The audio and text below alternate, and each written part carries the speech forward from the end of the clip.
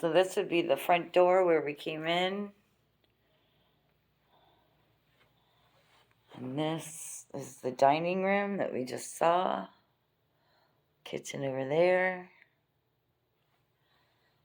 And then there's a big, giant living room.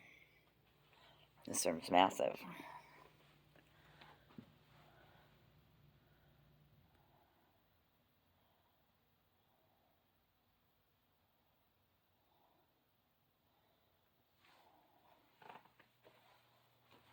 Carpet's a little worn.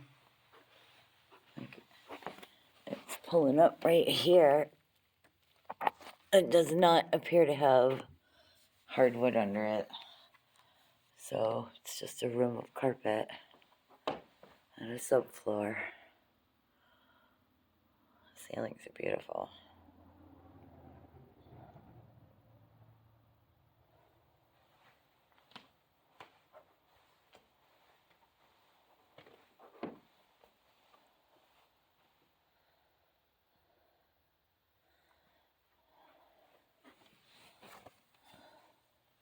Looking to see if the windows leaked from the inside.